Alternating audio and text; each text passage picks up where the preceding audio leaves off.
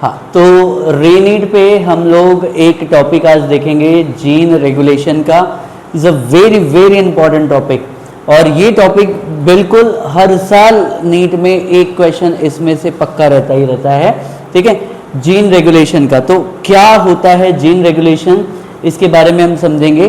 ठीक है, तो और कौन सी जीन है जिनको रेगुलेट करने की ज़रूरत है और कौन सी जीन है जिनको रेगुलेट करने की ज़रूरत नहीं है। तो हम सब ये जानते हैं कि ऑफकोर्सली जब डीएनए जो है, डीएनए का जब क्या होगा, ट्रांसक्रिप्शन होगा। डीएनए का जब ट्रांसक्रिप्शन होगा, ठीक है, उससे क्या बनेगी, मैसेंजर आरएनए बनेगी। क्या बनेगी, मैसेंजर आरएनए बनेगी। और मैसेंजर आरएनए के बाद ये जाएगी, ठीक है, ट्रांसलेट होने, इससे क्या बनेगी, प्रोटीन बनेगी। ठीक है, तो सबसे पहले डीएनए से एमआरएनए बनने को हम लोग क्या बोलेंगे, ट्रांसक्रिप्शन, ट्रांसक्रिप्शन। ठीक है, और आरएनए से भी प्रोटीन बनेगी तो उसको हम लोग क्या बोलेंगे, ट्रांसलेशन। और प्रोटीन कोई भी जीन का अपना एक प्रोडक्ट होता है।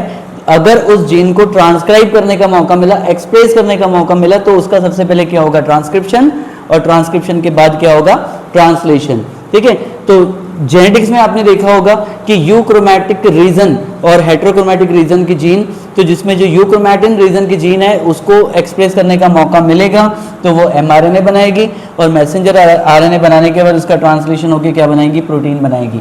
तो जीन रेगुलेशन होता क्या है, सबसे पहले हम ये बात करेंगे।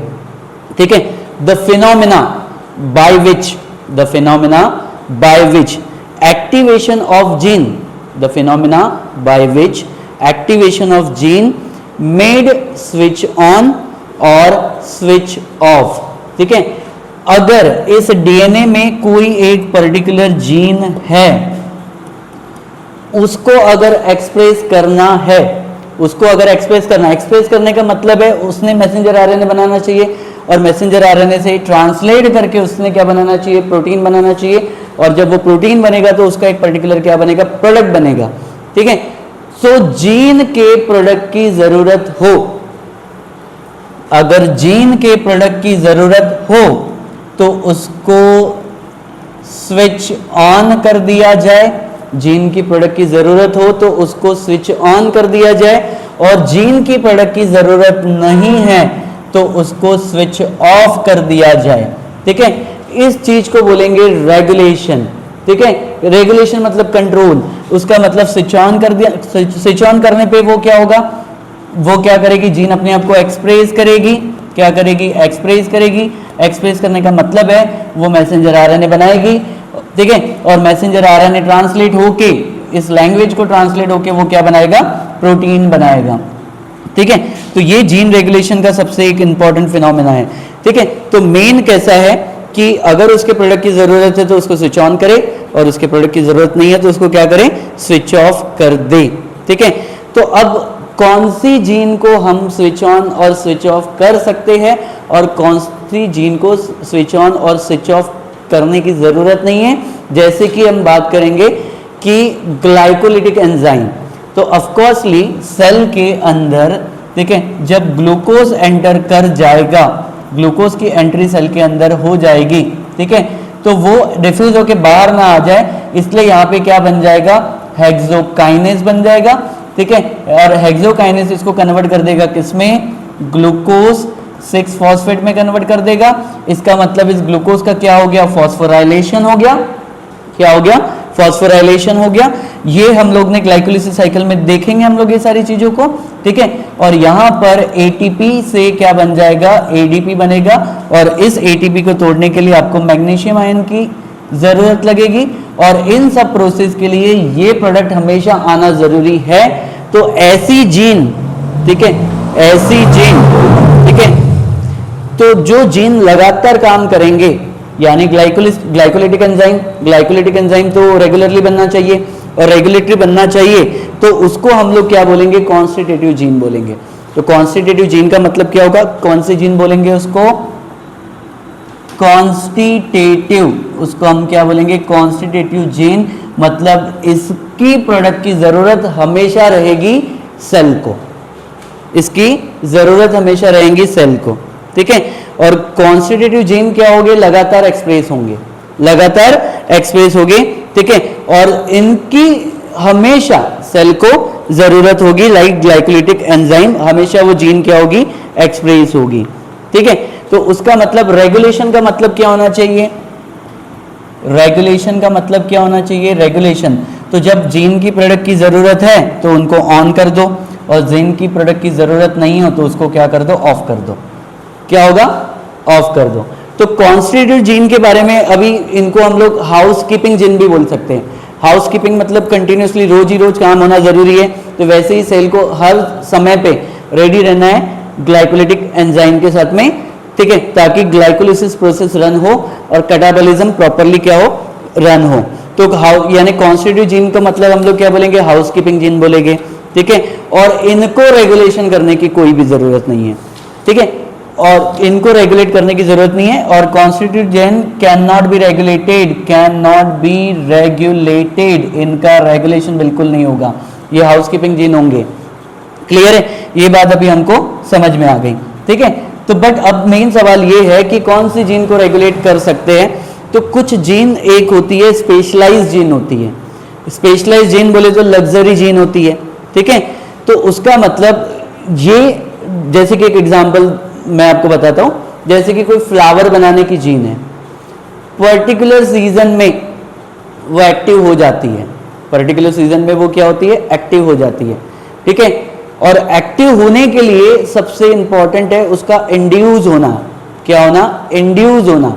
ठीक है, और पर्टिकुलर केमिकल के प्रेजेंस पे वो क्या हो जाएगी, एक्टिव हो जाएगी, और एक्टिव होने के बाद वो अपने आप को एक्सप्रेस करेगी, और एक्सप्रेस करने के बाद पर्टिकुलर फ्लावर आएगा। या आप सीजन वाइज भी बात कर सकते हो कि अगर मैं बात करूं कि सीजनल में क्या होता है कि सीजनल में जो फ्रूट्स आएंगे तो पर्टिकुलर समय के लिए उनकी जीन एक्टिव हो जाएगी, फिर जीन एक्सप्रेस हो जाएगी, और जब वो जीन एक्सप्रेस हो जाएगी तो उसका मतलब क्या हो जाएगा, उसका प्रोडक्ट आएगा। ठीक है, तो उनको हम लोग क्या बोलेंगे, लग्जरी जीन भी बोलेंगे। कौन सी, लग्जरी जीन बोलेंगे। ठीक है, और इसको हम लोग क्या बोलेंगे, स्पेशलाइज जीन भी बोलेंगे। ठीक है, स्पेशलाइज्ड जीन भी बोलेंगे। इन ये ऐसे जीन होंगे, ये पर्टिकुलर सीजन में जाके एक्टिव होंगे। ठीक है, एक्टिव होंगे, और उसका मतलब एक्टिवेटेड होना मतलब उसका स्विच ऑन होना है, और स्विच ऑन जब होंगे तो उसका मतलब ये एमआरएनए बनाएंगे, और एमआरएनए बनाने के बाद ये क्या बनाएंगे, प्रोटीन बनाएंगे। This is a very very important phenomena. ठीक है, they will be switch on और they will be switch off. Clear है, तो अब जैसे कि फॉर एग्जांपल अभी हम देखेंगे कि कुछ प्रोकैरियोटिक ऑर्गेनिज्म है जिनमें हम लोग क्या करेंगे, रेगुलेशन को देख सकते हैं। प्रोकैरियोटिक ऑर्गेनिज्म है जिनमें हम लोग क्या करेंगे, रेगुलेशन देखेंगे। क्लियर है, तो अब वो कैसे रेगुलेशन करेंगे उसमें देखेंगे, प्रोकैरियोटिक जीन रेगुलेशन। हमारा टॉपिक वही है, that is prokaryotic gene regulation, prokaryotic gene regulation, prokaryotic gene regulation. तो प्रोकैरियोटिक जीन में रेगुलेशन हम देखेंगे। अब उसमें एक साइंटिस्ट बहुत इंपॉर्टेंट है। ठीक है, ये कई बार एंट्रेंस में इसका क्वेश्चन आ चुका है, जेकब एंड मोनोड। ठीक है, एक जेकब एंड मोनोड, उन्होंने एक कॉन्सेप्ट दिया था, उस कॉन्सेप्ट को बोलेंगे हम लोग ओपेरॉन कॉन्सेप्ट। क्या बोलेंगे, ओपेरॉन कॉन्सेप्ट। ठीक है, तो एक साइंटिस्ट है जिनके बारे में मैं अभी आपको यहाँ पे बता रहा हूँ। ठीक है, दैट इज, ठीक है, जेकब एंड मोनोड। ठीक है, मोनोड, जेकब एंड मोनोड ने एक कॉन्सेप्ट दिया था। ठीक है, ये कॉन्सेप्ट बड़ा ही इंपॉर्टेंट है। वो कॉन्सेप्ट है सबसे पहले ओपेरॉन का कॉन्सेप्ट। कौन सा कॉन्सेप्ट, ओपेरॉन का कॉन्सेप्ट। ये कॉन्सेप्ट दिया था। ठीक है, और उन्होंने एक बैक्टीरिया पर ये कॉन्सेप्ट दिया था जिसका नाम है ई कोलाई, दैट इज स्टर्जिया कोलाई। ई कोलाई पे ओपेरॉन कॉन्सेप्ट दिया था।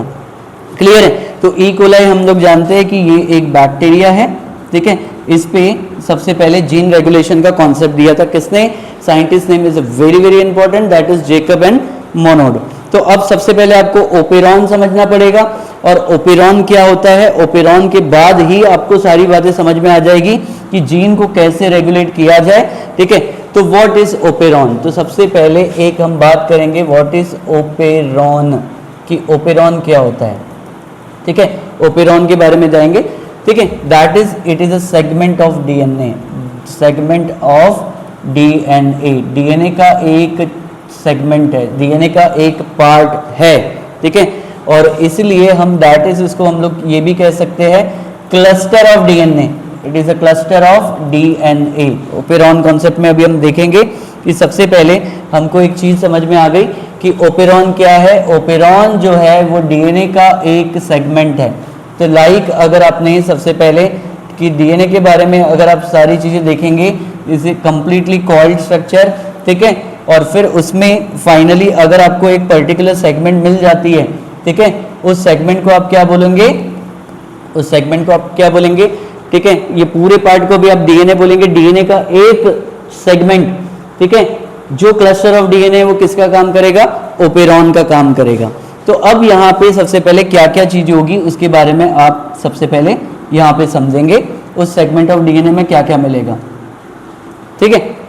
तो सबसे पहले यहाँ पे देखो कि अगर मैं ये सेगमेंट बनाऊं, मतलब एक ओपेरॉन बनाऊं, तो इस ओपेरॉन में आपको क्या क्या मिलेगा। सबसे पहले एक आपको पार्ट मिलेगा, इसको हम लोग बोलेंगे स्ट्रक्चरल जीन। कौन सी, स्ट्रक्चरल जीन मिलेगी। स्ट्रक्चरल जीन का प्रोडक्ट ही सबसे इंपॉर्टेंट है। क्या मिलेगा आपको, स्ट्रक्चरल जीन। क्या है, स्ट्रक्चरल जीन। इसको हम लोग क्या बोल सकते हैं, सिस्ट्रॉन। क्या बोलेंगे, सिस्ट्रॉन, स्ट्रक्चरल जीन, इसको क्या बोलेंगे, सिस्ट्रॉन। और इसका एक पर्टिकुलर क्या होगा, ऑपरेटर होगा। क्या होगा, ऑपरेटर होगा। इस स्ट्रक्चरल जीन का क्या होगा, ठीक है, ऑपरेटर साइट होगी। क्या होगी, ऑपरेटर साइट होगी, या ऑपरेटर जीन भी बोल सकते हैं आप इसको, स्ट्रक्चरल जीन। यहां पर क्या है, आप इसमें देखो कि ऑपरेटर साइट, ठीक है, स्ट्रक्चरल जीन का अपना एक ऑपरेटर होगा, ठीक है। और फिर इस यहां पर क्या होगा, प्रमोटर होगा, ठीक है, एक एक करके सभी के बारे में समझेंगे। यहां पे क्या होगा, उसका पर्टिकुलर प्रमोटर होगा। और फिर उसके बाद यहां पे क्या होगा, रेगुलेटरी जीन होगी, रेगुलेटरी जीन होगी। Regulatory gene is very very important, ठीक है। ये क्या है, रेगुलेटरी जीन। तो रेगुलेटरी जीन प्रमोटर के साथ मिलके ऑपरेटर साइड पर जाएगी और स्ट्रक्चरल जीन की प्रोडक्ट आए या ना आए वो डिसाइड करेगी। तो उसका मतलब स्विच ऑन और स्विच ऑफ की फंक्शन हमको सारी चीजें समझ में आ गई इस ओपेरॉन के अंदर। किसके अंदर, ओपेरॉन के अंदर। तो यहाँ पे आप देखोगे स्ट्रक्चरल जीन जिसको हम बोलेंगे सिस्ट्रॉन, फिर इसका क्या होगा, अपना पर्टिकुलर ऑपरेटर होगा, फिर इसका क्या होगा, प्रमोटर होगा, और फिर यहाँ पे क्या मिलेगी आपको, रेगुलेटरी जीन। तो एक एक करके भी हम सारी चीजों को समझने की कोशिश करते हैं। स्ट्रक्चरल जीन क्या होगी, ठीक है। अब इस ओपेरॉन में जब आप देखोगे कि तो सबसे पहले आपको क्या दिखाई दे रहा है, स्ट्रक्चरल जीन, ठीक है। इस ओपेरॉन में स्ट्रक्चरल जीन है, वो जीन एक्सप्रेस करे या ना करे, इसका प्रोडक्ट बनेगा या नहीं बने, तो ये सब कुछ डिसाइड होगा उसके स्विच ऑन और स्विच ऑफ पर, ठीक है। अगर आपको इसको क्या करना है, एक्सप्रेस करना है, क्या करना है, एक्सप्रेस करना है, दैट इज जीन एक्सप्रेशन। अगर जीन जब एक्सप्रेस होगी तो उसका प्रोडक्ट आएगा, ठीक है। तो इस जीन को एक्सप्रेस करे या ना करे, मतलब इसको ऑन करे या ना करे, इसको ऑफ करे या ना करे, ठीक है, इसका डिसीजन हमारे पास में regulatory gene and operator side के पास में है। रेगुलेटरी जीन एंड ऑपरेटर के पास में, इसके पास में है, ठीक है। अगर ये एक्सप्रेस कर गई, अगर हमने उसको ऑन कर दिया तो इसका प्रोडक्ट आएगा, इसका प्रोडक्ट आएगा, ठीक है। क्या आएगा, प्रोसेस क्या होगी, मैसेंजर आरएनए, मैसेंजर आरएनए से क्या बनेगा, राइबोसोम में जाके प्रोटीन बनेगा। फिर उसके बाद हम देखेंगे ऑपरेटर साइड। तो व्हाट इज ऑपरेटर। अब सेकंड चीज है, आपके पास में स्ट्रक्चरल जीन की प्रोडक्ट आनी चाहिए नहीं आनी चाहिए, तो उस जीन के जस्ट बाजू में आपको क्या मिलता है, उसका ऑपरेटर मिलता है, ठीक है। हाँ, ऑपरेटर साइट, रिप्रेसर प्रोटीन, देख फिर मैं बोल रहा हूं, ऑपरेटर साइट, ठीक है, रिप्रेसर प्रोटीन के साथ मिलकर स्ट्रक्चरल जीन को रेगुलेट करेंगे। This is a very very important operator site, ठीक है, this is a very very important operator site, ठीक है। ऑपरेटर साइट रिप्रेसर प्रोटीन के साथ मिलके, प्रोटीन के साथ मिलके ऑपरेटर, ठीक है, साइट रिप्रेसर प्रोटीन के साथ मिलकर स्ट्रक्चरल जीन की एक्टिविटी को कंट्रोल करेंगे, यानी उसको ऑन कर सकते हैं या उसको ऑफ कर सकते हैं। ये रोल होगा ऑपरेटर साइट का। सबसे पहले अगर आपको लैक ओपेरॉन पढ़ना है तो उसके पहले आपको ओपेरॉन के बारे में समझना पड़ेगा, क्लियर है। फिर उसके बाद आएगा आपका प्रमोटर साइट, ठीक है। सबसे इंपॉर्टेंट कि जब किसी जीन को एक्सप्रेस करना है तो वहां पे क्या आना चाहिए, आरएनए पॉलीमरेज साइट, ठीक है, that is the RNA polymerase site, RNA polymerase RNA polymerase site, this is a very very important, RNA polymerase site, ठीक है। जब ट्रांसक्रिप्शन होगा तब आरएनए पॉलीमरेज प्रमोटर साइट पर आएगा। जब कभी भी अगर मान के चलते हैं इस जीन का क्या होना है, ट्रांसक्रिप्शन होना है, तो प्रमोटर साइट पर आरएनए पॉलीमरेज आएगा। प्रमोटर साइट पे कौन आएगा, प्रमोटर साइट पे कौन आएगा, आरएनए पॉलीमरेज आएगा, और तब जाके स्ट्रक्चरल जीन क्या हो सकती है, एक्सप्रेस हो सकती है। अब उसके बाद लास्ट है रेगुलेटरी जीन, ठीक है। तो उसका मतलब ये रेगुलेटरी जीन एक एक्सप्रेस होगी, रेगुलेटरी जीन एक्सप्रेस होगी, और ये एक रेगुलेटरी प्रोटीन बनाएंगी। क्या बनाएंगी, रेगुलेटरी प्रोटीन बनाएगी। क्या बनाएगी, रेगुलेटरी प्रोटीन बनाएगी, ठीक है। रेगुलेटरी प्रोटीन, ठीक है, रेगुलेटरी प्रोटीन जो है वो एसोसिएटेड होगा ऑपरेटर साइट पर। रेगुलेटरी प्रोटीन एसोसिएटेड कहां पे होगा, ऑपरेटर साइट पर, ठीक है। और जब ये ऑपरेटर साइट पर जाएगा, ठीक है, तब यहां से डिसाइड होगा कि इस जीन को एक्सप्रेस करे या इस जीन को एक्सप्रेस ना करे, ठीक है। तो बिल्कुल प्रॉपर तरीके से अभी हमने ओपेरॉन को समझ लिया है। तो व्हाट इज ओपेरॉन, ठीक है। ओपेरॉन जब अगर आप बात करेंगे तो सबसे पहले ये एक क्लस्टर ऑफ डीएनए है और एक सेगमेंट ऑफ डीएनए है। हम ये पढ़ रहे हैं जीन को रेगुलेट कैसे करें, ठीक है, कौन सी जीन रेगुलेटेड होगी और कौन सी जीन रेगुलेट नहीं होगी। जो जीन रेगुलेट होगी, ठीक है, उस जीन में आपको ओपेरॉन मिलेगा, ठीक है। मतलब इस जीन का अपना क्या होगा, सबसे पहले इस जीन का अपना ऑपरेटर होगा, ऑपरेटर के बाद क्या होगा, ठीक है, इसका प्रमोटर होगा, प्रमोटर के बाद इसकी रेगुलेटरी जीन होगी। अब फिर मैंने बताया कि स्ट्रक्चरल जीन जो है जिसको सिस्टोन बोलेंगे, इसको एक्सप्रेस करना है या नहीं करना है, मतलब इसको ऑन करना है या ऑफ करना है, ये डिसाइड होगा कहां से, ऑपरेटर से।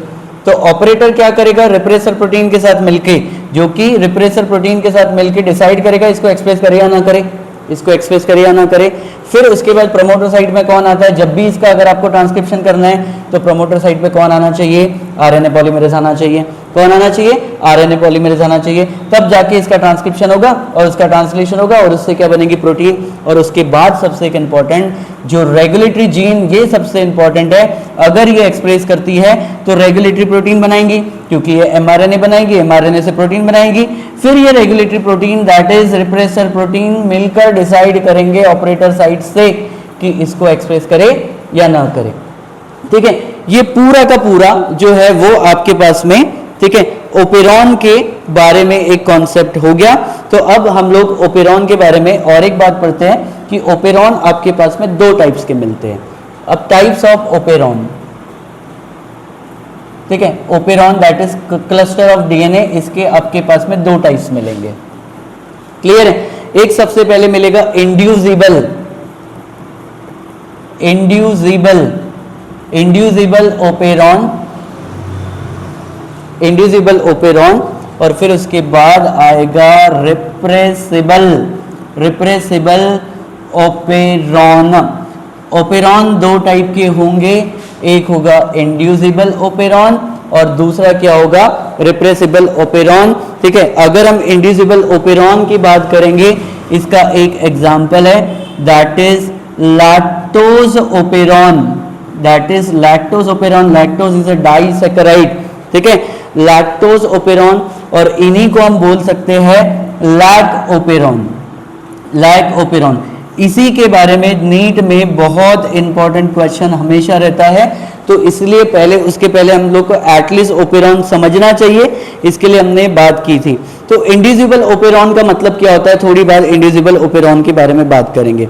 इंड्यूसिबल ओपेरॉन हम उन ओपेरॉन को बोलेंगे, ठीक है, विच कैन बी इंड्यूस, ठीक है, means this operon activated in presence of particular chemical. अगर पर्टिकुलर केमिकल रहा, देखो बहुत इंपॉर्टेंट है, अगर कोई पर्टिकुलर केमिकल रहा उस केमिकल की प्रेजेंट होने की वजह से, उस पर्टिकुलर केमिकल प्रेजेंट होने की वजह से वो ओपेरॉन इंड्यूस हो जाएगा, वो ओपेरॉन इंड्यूस हो जाएगा। और इंड्यूस होने का मतलब, ठीक है, एक्टिवेटेड हो जाना, मतलब इस केमिकल की वजह से वो जीन क्या हो गई, एक्टिवेटेड हो गई। इस केमिकल की वजह से ये जीन क्या हो जाएगी, एक्टिवेटेड हो जाएगी। और जब वो जीन एक्टिवेटेड हो जाएगी, और फिर जब वो जीन एक्टिवेटेड हो जाएगी मतलब वो अपने आप को एक्सप्रेस करेगी। तो इसलिए जो स्टार्ट के लेक्चर में मैंने आपको बताया कि अगर हमको स्विच ऑन करना है तो पर्टिकुलर केमिकल चाहिए, मतलब उसका इंड्यूस करने वाला चाहिए। अगर हमको इंड्यूस कर दिया उसने तो उसका मतलब जीन क्या हो जाएगी, एक्सप्रेस हो जाएगी। और इसका बेस्ट एग्जांपल है lac operon. Lac operon is a inducible operon. अगर मीडियम में अगर आपने लैक्टोस रख दिया तो ई कोलाई की जो ओपेरॉन है वो हो जाएगी इंड्यूस, वो क्या हो जाएगी, इंड्यूस, ठीक है।